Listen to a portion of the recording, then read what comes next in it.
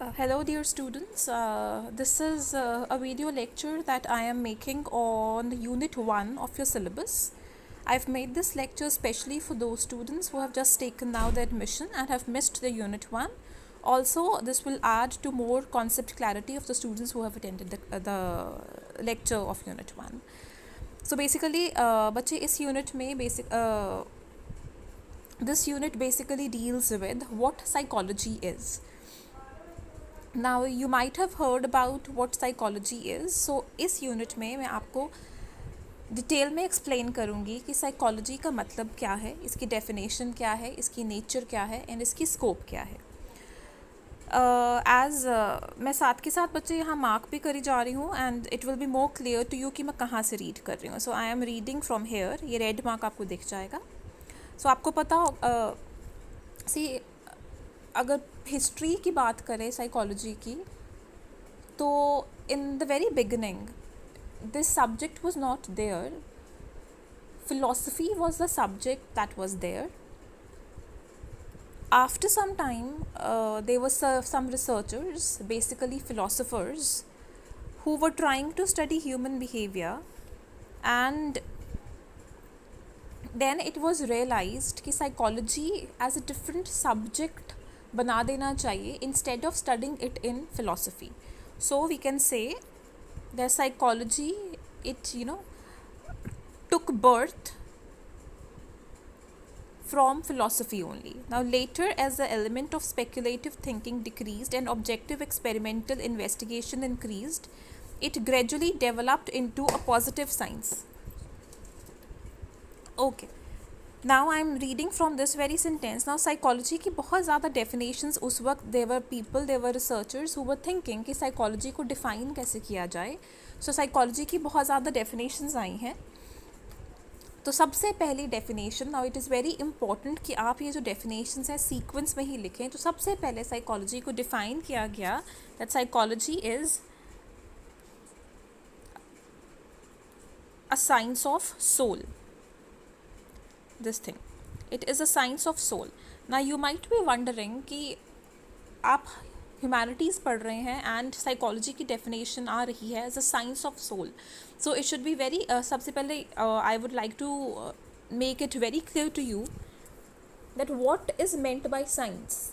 जैसे ही हम लोग साइंस का नाम सुनते हैं तो फिज़िक्स, केमिस्ट्री, बायोलॉजी ऐसे सब्जेक्ट्स हमारे दिमाग में आते हैं.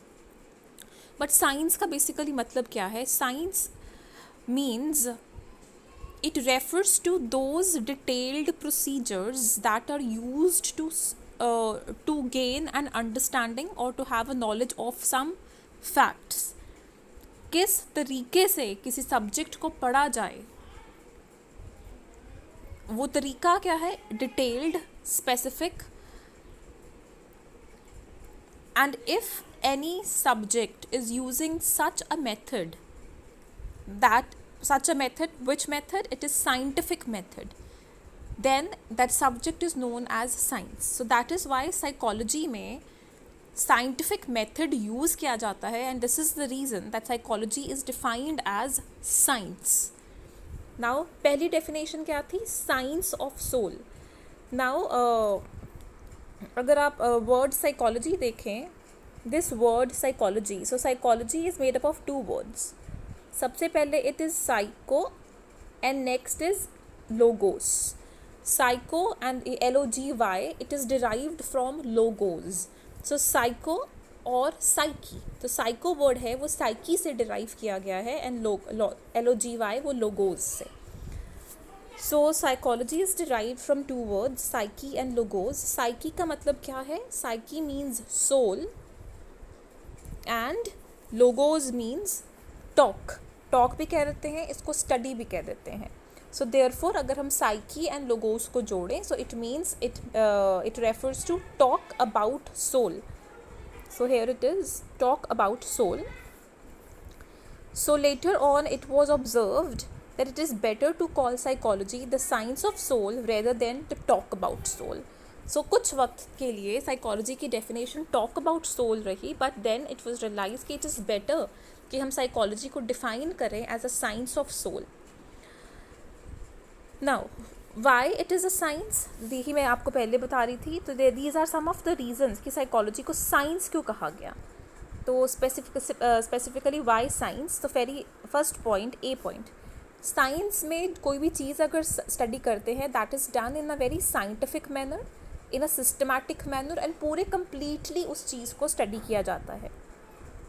सो ये जो वर्ड टॉक था, टॉक अबाउट सोल, तो it is something very vague, a very loose kind of word, indefinite है. इसलिए साइकोलॉजी को टॉक की बजाय साइंस ऑफ सोल डिफाइन किया गया. Instead of talk of soul it was defined as science of soul.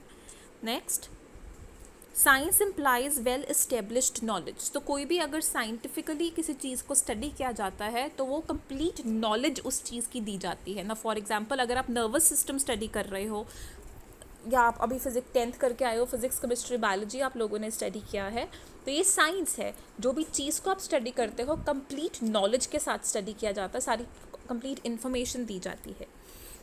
Now it give some, तो science जो है, science it gives us some power of prediction. कोई भी चीज़ अगर साइंटिफिक मैनर के साथ स्टडी किया जाता है तो उस चीज़ के बारे में हम प्रिडिक्शन कर सकते हैं.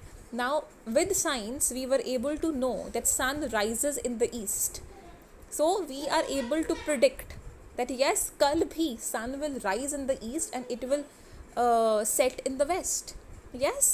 So, psychology में भी behavior को scientific तरीके से study किया जाता है so that we can make predictions later on. Science gives us knowledge that is based on observation of facts. ना, साइंस में जो भी नॉलेज दी जाती है, कोई भी जो भी नॉलेज है, that all knowledge is gained from observing some kind of facts. ना this thing that I was saying that sun rises in the east, ये कैसे पता चला? Every day it was observed, facts देखे गए कि हाँ जी हर रोज़ सूरज कहाँ से उग रहा है. Yes, so it was, so ये जो यूनिवर्सल ट्रुथ है, sun rises in the east, it came into existence, it was discovered only when facts were observed. तो साइंस में जो भी नॉलेज होती है वो फैक्ट्स को ऑब्जर्व करके ही दी जाती है. सो साइकोलॉजी में भी जो भी नॉलेज हम पढ़ेंगे, जो भी चीज़ हम पढ़ेंगे, that is all derived from, that is all discovered from observation of facts. Now, science uses special words of its own technical terminology. So, science में अपनी terms use की जाती हैं, technical terminologies, जैसे nervous system, ये सारी terms हैं. Physics में अगर आप देख लें, volume, weight, कंडेंसेशन, इवेपोरेशन, ये सारी क्या चीज़ें हैं? ये टर्म्स हैं. तो साइंस में टर्म्स यूज़ की जाती हैं, साइकोलॉजी में भी हम टेक्निकल टर्म्स यूज़ करते हैं. When we will do further units, तो आप देखेंगे कि हाँ जी साइकोलॉजी में अपनी टर्म्स हैं, टर्मिनोलॉजीज़ हैं. Okay, so therefore this was the reason कि साइकोलॉजी को एज अ साइंस क्यों डिफाइन किया गया. Okay, now you first, in the very beginning, psychology was defined as a science of soul. अब ये जो definition थी science of soul, it was criticized by many. ये definition accept नहीं की गई. What was the reason that this definition was not accepted? कि criticisms दिए गए हैं. Now soul का मतलब क्या होता है? I am doing it from this point. Wait a sec. Sorry, it is from here. Now criticism. Now soul का मतलब क्या है? Soul means आत्मा. Now we don't know कि this soul, this आत्मा, इसकी ये दिखने में कैसी है, इसकी नेचर क्या है, इसकी लोकेशन क्या है, ये कहाँ रहती है, वी डोंट नो दिस. जिस चीज़ के बारे में हमें ये चीज़ें पता ही नहीं है, उस चीज़ को हम स्टडी कैसे कर सकेंगे? तो साइकोलॉजी का ये जो पहला क्रिटिसिज्म था, definition of psychology is a science of soul, it was criticised for this reason कि सोल, आत्मा, हमें नहीं पता इसकी क्या नेचर है, लोकेशन है, ये कहाँ रहती है. तो जिस चीज़ के बारे में हमें पता ही नहीं है, जो दिखती नहीं है, उसको हम स्टडी कैसे करेंगे? क्लियर? सो इसको हम ना देख सकते हैं ना सुन सकते हैं, इसका अपना कोई वेट वॉल्यूम नहीं है, तो it is a metaphysical concept जो फिजिकलिटी से परे है, इस चीज़ को हम स्टडी नहीं कर सकते। सेकेंड रीज़न क्या था कि आत्मा के बारे में जो बातें हैं ये साइंस में कम और रिलीजन में ज़्यादा होती हैं। अगर हम साइकोलॉजी की definition as a science of soul करते हैं तो it makes psychology more like religion, धार्मिक ये स्टडी बन जाएगी। So that was the reason कि हाँ जी साइकोलॉजी की definition as a science of soul criticise की गई, रिजेक्ट की गई। Next is soul makes our science a speculative science, it is not open to observation and experimentation. Soul को because हम डायरेक्टली स्टडी नहीं कर सकते, ऑब्जर्व नहीं कर सकते, तो हम इसके बारे में सिर्फ स्पेक्यूलेट कर सकते हैं, अजम्पशंस दे सकते हैं। वी कैन सिंपली एज्यूम कि ये ऐसी है, ये ऐसी है। सो सोल हम इसको डायरेक्टली ऑब्जर्व नहीं कर सकते, इस पर डायरेक्टली एक्सपेरिमेंट नहीं कर सकते, तो इट मीन्स वॉट कि हम इसको डायरेक्टली वेरीफाई नहीं कर सकते। So these were all the reasons which made psychology more unscientific. ये जो डेफिनेशन थी साइकोलॉजी की as a soul, study of soul, ये साइकोलॉजी को अनसाइंटिफिक बना रही थी, जिस वजह से रिसर्चर्स ने ये डेफिनेशन को एक्सेप्ट नहीं किया और रिजेक्ट किया। ओके, नाउ नेक्स्ट फिर आई second definition of psychology, that is फिर उन्होंने कहा कि सोल की बजाय साइकोलॉजी को हम डिफाइन करते हैं as a science of mind. Mind क्या है? मन। ओके, सो यहाँ पर 2 पॉइंट्स दिए गए हैं, layman's view about mind and psychologist view about mind. Layman क्या होता है? Layman are the normal people जिनको साइकोलॉजी के बारे में नॉलेज नहीं है। जैसे हम लोगों को इंजीनियरिंग के बारे में कोई नॉलेज नहीं है, so we are layman to engineering thing. So जिन लोगों को साइकोलॉजी जिन्होंने नहीं पढ़ी, so they are layman to psychology. So एक आम इंसान की का क्या व्यू है कि माइंड क्या होता है, this is given over here. So mind is something in the body or in the heart which thinks, feels and acts. So एक आम इंसान ने कैसे डिफाइन किया माइंड को, या उसके अकॉर्डिंगली माइंड क्या है कि माइंड इज़ समथिंग, माइंड कुछ ऐसी चीज़ है जो बंदे के, इंसान के शरीर में है या दिल में है, जो सोचता है, फील करता है एंड एक्ट करता है। सो ये ऑलमोस्ट सेम डेफिनेशन दे दी जो आत्मा के बारे में दी गई। सो माइंड भी was something as mysterious as soul. ये फिर अगैन ये रीज़न आ गया कि हाँ जी माइंड भी आत्मा की तरह ही है, हमें नहीं पता ये कहाँ पे है। उन्होंने फिर स्पेकुलेट किया कि हाँ जी ये या तो बंदे के शरीर में है या दिल में है, so we don't know what its exact location है। सो ये अगैन एक रीज़न बना कि ये डेफिनेशन जो थी psychology is a science of mind, इसको फिर से रिजेक्ट किया गया। Psychologists view about mind. Now अब साइकोलॉजिस्ट्स कैसे डिफ़ाइन कर रहे हैं माइंड को, या साइकोलॉजी जो साइकोलॉजिस्ट्स हैं वो माइंड को कैसे देखते हैं। So mind is a combination of sum total of mental processes. Till here I am reading mental processes. ये मेंटल प्रोसेसेस क्या हैं? Mental processes are all those things that are going on in mind.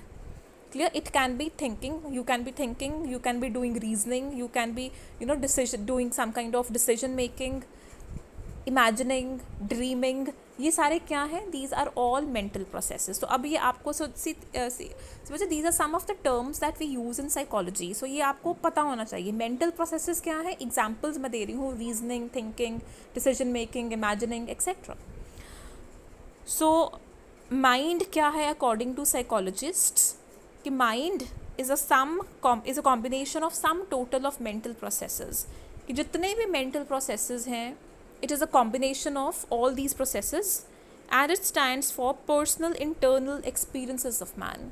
And mind it also stands for individual के, इंसान के अपने personal internal experiences. कैसे experiences? It can be pleasure, example it can be pain, it can be your hopes, desires, wishes, dreams, etc. So mind क्या है? It is a combination of all your mental processes plus your internal personal experiences. So this is mind according to psychologists. So अब mind के या mental processes के क्या characteristics हैं? So it is up to you, you can give it a reading to this thing, characteristics of mind or mental processes. Okay, so mind क्या है? Mind, first characteristic of mind, continuity. Mind जो है, मन is continuous. Continuous कैसे? कि मन में हमेशा कुछ ना कुछ चलता रहता है. अगर आप देखें, if you are sitting also, तो भी आपके मन में कोई ना कोई चीज़ें घूमती रहती हैं. Even when you are sleeping, आपके मन में चीज़ें चल रही हैं, आपको सपने आ रहे हैं. This means what? Mind is continuous, ये कभी आराम नहीं करता. Clear? Next is unity. See, अब मैंने आपको मेंटल प्रोसेसेस के एग्जांपल दिए, थिंकिंग, रीजनिंग, डिसीजन मेकिंग. मन में ये सारी चीज़ें चलती हैं. You fantasise, you dream, you imagine. तो ये सारे मेंटल प्रोसेसेस हैं. अब माइंड में यूनिटी है. यूनिटी कैसे? कि हम नहीं कह सकते कि मन का ये हिस्सा ही थिंकिंग कर रहा है, मन का ये हिस्सा ही डिसीजन मेकिंग कर रहा है. नहीं, मन एक एज अ टोटलिटी हम देखते हैं. So it is the same one and the same mind जो सारी चीज़ें कर रहा है. थिंक भी कर रहा है, रीजनिंग भी कर रहा है, चीज़ें याद भी रख रहा है, इमेजिनिंग भी कर रहा है. Yes, that is why second characteristic क्या है? Unity. Third is active. Mind is always active. कोई ना कोई एक्टिविटी मन करता ही रहता है. आप हमेशा कुछ ना कुछ आपके मन में चीज़ें चलती रहती है. It is always active. Even if you are sleeping, again at that time also the mind is active. Next is immaterial. Mind is immaterial. Immaterial का मतलब क्या है? हमें नहीं पता ये किस चीज़ का बना हुआ है, किस मटेरियल का बना हुआ है. मांस का बना है, खून का बना है, किस चीज़ का बना है? We don't know. It is made up of flesh और इज़ इट मेड ऑफ जिस मटेरियल का ब्रेन बना हुआ है? We don't know. The next is private. Mind is private. Private कैसे? मेरे मन में जो चीज़ें चल रही हैं only I am aware of it, किसी और को नहीं पता चलेगा. So mind is private. Clear? So now again this is other reason कि बिकॉज हम मन, जो हमारे मन में चीज़ें चल रही हैं सिर्फ हमें ही पता है, कि कोई और उसको स्टडी नहीं कर सकता, इसलिए भी ये जो डेफिनेशन थी साइकोलॉजी की as a science of mind, इसको रिजेक्ट किया गया. नाउ अब हम डायरेक्टली आते हैं क्रिटिसिज्म क्या है. नाउ पहले आ गया it is subjective. See, subjective यही चीज़ है. Subjective means personal, private. मन, हमें अपने मन के बारे में पता होगा, किसी और के मन के बारे में नहीं. हम किसी के मन को स्टडी नहीं कर सकते. So this is the another reason कि सम साइकोलॉजी की जो डेफिनेशन थी इसको रिजेक्ट किया गया. Next is it implies continuity and unity but it is lacking in abnormals, insane and animals. जो नॉर्मल ह्यूमन बींग्स हैं, जो मानसिक तौर पर ठीक हैं, उनका मन में हम कहते हैं कॉन्टिन्यूटी है, यूनिटी है. But people who are not mentally, जो दिमागी तौर पे ठीक नहीं है, एनिमल्स हैं, उनके मन में कॉन्टिन्यूटी, यूनिटी नहीं है. क्लियर? तो अगैन कि हम साइकोलॉजी, अगर फिर डेफिनेशन साइकोलॉजी की हम ये रखते हैं तो हम सिर्फ नॉर्मल ह्यूमन बींग्स को स्टडी कर सकते हैं साइकोलॉजी के साथ. जो जानवर हैं उन लोगों को हम नहीं कर सकते. Now psychology is a science of consciousness. Now this is the third definition. फिर साइकोलॉजी की जो सेकंड डेफिनेशन थी वो भी रिजेक्ट कर दी गई. अब फिर उन्होंने थर्ड डेफिनेशन बोली कि मन की बजाय हम साइकोलॉजी को डिफाइन कर रहे हैं कि as a science of consciousness. ना 1850 के बाद साइकोलॉजी की ये डेफिनेशन रख दी गई as a science of consciousness. Consciousness का मतलब क्या है? कि किसी भी चीज़ के बारे में अवेयर होना, अवेक होना to that situation. Now for example, in present, abhi you are aware, it is in your consciousness that you are listening to unit 1 psychology lecture. This is there in your consciousness. Clear? Okay, oh sorry. So this thing is there in your consciousness. I hope you understand what consciousness is. Now see बच्चे, this is something very important. मन, हम कहेंगे consciousness, ये जो है ये 3 aspects हैं. पहला आ गया अनकॉन्शियसनेस, सब कॉन्शियस या pre conscious, and third is unconscious. Consciousness आपको पता चल गया कि जिस भी चीज़ के बारे में हम अवेयर होते हैं हम उसको कहते हैं कि वो चीज़ हमारी कॉन्शियसनेस में है. सेकंड इज़ सब कॉन्शियस या प्री कॉन्शियस. अगर मैं आपको पूछूं कि आपने कल रात को डिनर में क्या खाया, तो अभी प्रेजेंटली आपके दिमाग में ये चीज़ नहीं होगी. When you think about it, आप एफर्ट लगाते हैं, आप सोचोगे and then you will say O yes मैंने डिनर में ये खाया. तो ये क्या थी? वो चीज़ आपकी सबकॉन्शियसनेस में थी, आप प्रेजेंटली उसके बारे में अवेयर नहीं थे, आपके दिमाग में नहीं थी, बट जब आपने कोशिश की तो वो चीज़ आपके दिमाग में आ गई, वो आपकी कॉन्शियसनेस में आ गई, तो हम उस चीज़ को क्या कहेंगे, that thing was there in your subconsciousness या preconsciousness. The third is unconsciousness. हमारे मन का मैक्सिमम जो पोर्शन होता है दैट इज़ अनकॉन्शियस। अनकॉन्शियस का मतलब क्या है कि हमें उस चीज़ के बारे में बिल्कुल नहीं पता कि वो चीज़ हमारे मन में है नहीं है, क्लियर, बट वो चीज़ें हमारे मन में है, clear, but we are not aware of it, that is unconsciousness. मैंने बोला कि जो majority of our mind it is unconscious, so this means what, कि जो डेफिनेशन थी साइकोलॉजी की as a science of consciousness, इस डेफिनेशन में हम साइकोलॉजी में सिर्फ कॉन्शियसनेस ही पढ़ रहे हैं, हम ना तो सब कॉन्शियसनेस पढ़ रहे हैं, हम ना तो अनकॉन्शियसनेस पढ़ रहे हैं। तो हमने मेजर जो पार्ट है वो छोड़ दिया, छोटा सा पोर्शन जो था कॉन्शियसनेस, हम सिर्फ वो ही पढ़ रहे हैं। This again became the reason कि हमने ये जो रिसर्चर्स थे उस वक्त के, उन्होंने ये डेफिनेशन को फिर से रिजेक्ट किया, क्रिटिसाइज़ किया। ना सेकंड वही आ गया कि कॉन्शियसनेस, जो भी हमारे मन में चीज़ें चल रही हैं, हम अपने कॉन्शियसनेस के बारे में अवेयर हो सकते हैं, but we can not be aware of what is going on, what is there in the consciousness of other individual. मुझे नहीं पता कि आपकी कॉन्शियसनेस में क्या चीज़ें हैं अभी, क्लियर, तो मैं सिर्फ अपनी कॉन्शियसनेस स्टडी कर सकती हूँ, किसी और की नहीं कर सकती। So this again makes it very subjective, very personal. So this again became the second reason why this definition was criticised. Now came the fourth definition. Now this was the final definition that was accepted, that psychology is a science of behavior. तो अगर आपको अब कोई पूछे कि psychology क्या है, say it is a science of behaviour, it is a science of human behaviour and mental processes, clear, okay. So then behaviour जो ये डेफिनेशन थी, इसको फाइनलाइज किया गया। तो इसकी डेफिनेशन बिहेवियर क्या है, तो Drever is the name of an individual here, तो he has given the definition of behavior. So behavior क्या है, it is a total response of the organism to situations of life. So behavior क्या है, कोई भी situation को, आपकी ज़िंदगी में इतनी सारी situations आती हैं, आप जो भी उस situation को response करते हो, respond देते हो, that is your behavior. Clear? Now for example, अभी आपकी life में क्या situation है, you have taken admission in +1 and you have taken psychology, तो यू आर रिस्पॉन्डिंग, आप इस चीज़ को रिस्पॉन्ड कैसे कर रहे हो, यू आर सेइंग कि हाँ जी हमें व्हाट्सएप ग्रुप में ऐड करो, हमें ये यूनिट नहीं समझ में आया, दोबारा कराओ, या कुछ something, this is what you are responding to the situation, this is your behaviour. Okay, now this behavior, it can be physical behavior, it can be your mental behavior. ये जो definition है, child behavior, adult behavior, so this covers all aspects of behavior. अब हम कहते हैं कि हाँ जी, Woodworth ने कहा था, this is another definition of behaviour, this one, this is important, बच्चा ड्रेवर की भी इम्पॉर्टेंट है, वुडवर्थ की भी इम्पॉर्टेंट है। So behaviour is a collective name for various types of activities. तो वुडवर्थ ने कहा कि बिहेवियर, बहुत सारी काइंड्स ऑफ एक्टिविटीज़ को एक नाम दिया गया है। कैसी एक्टिविटीज़, 3 एक्टिविटीज़ की बात की है उन्होंने, कॉग्निटिव, अफेक्टिव एंड कोनेटिव। मैं यहाँ पे आ रही हूँ। Now see, the behaviour is classified in 3 categories. So behaviour को 3 कैटेगरीज में डिफाइन किया गया है। First is cognitive behaviour.